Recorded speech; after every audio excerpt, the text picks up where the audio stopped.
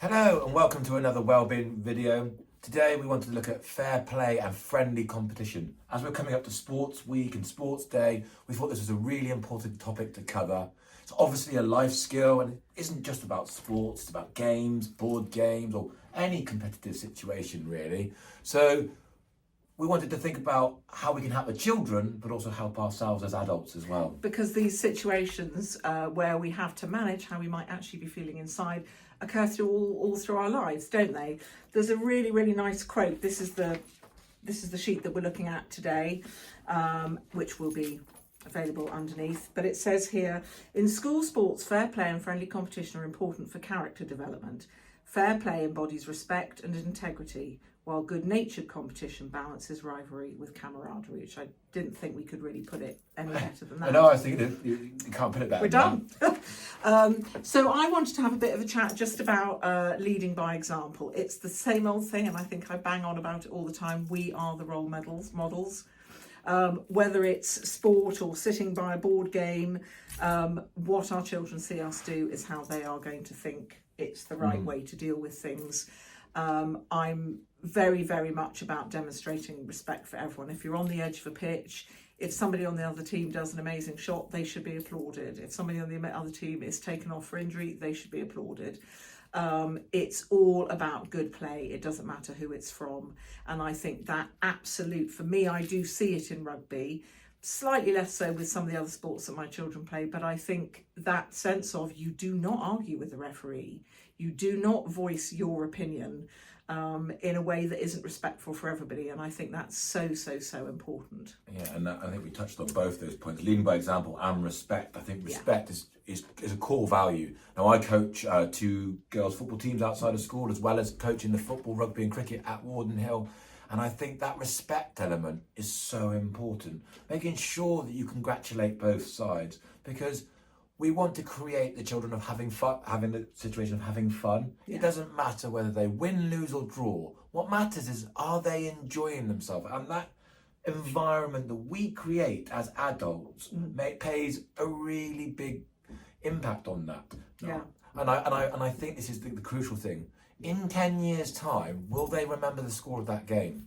No. But they'll remember how they've been made to feel. And so that's really important when you're on the sidelines, that you encourage in a really positive way. Absolutely.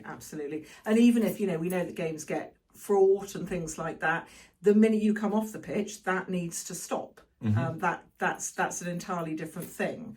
And I think I'm going through that point right now about making yourself a good loser, because at Warden Hill we say we're good winners and we're good losers, and that also happens in board games. My wonderful daughter is 6 and she's just learning that the enjoyment from a board game is actually the participation and the doing. It's not about winning and losing, and when you first start to play these games, they find it really difficult, and that's okay. So you've got to model that, as you said, lead by example. And in a previous video, I talked about Ghost Castle when I was still at the start. Yes, yeah.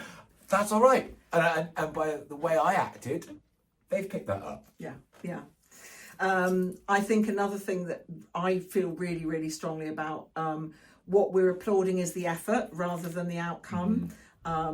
Again, with me, it comes back to rugby. I know that my sons can play rugby very well, but that's not what I would applaud them for. I would applaud them for when you were really down halfway through, you just picked yourself up, and I heard you, telling everyone else to keep going and that sort of thing. It doesn't matter what the outcome is. It's about the journey that gets them there. It's about the learning that they do. It's about the improvement that they make. And that is far more important. Of course, we all know that the score matters, but actually what is important for your child to learn is every time they do something, they have more and more experiences, they learn from it, they improve.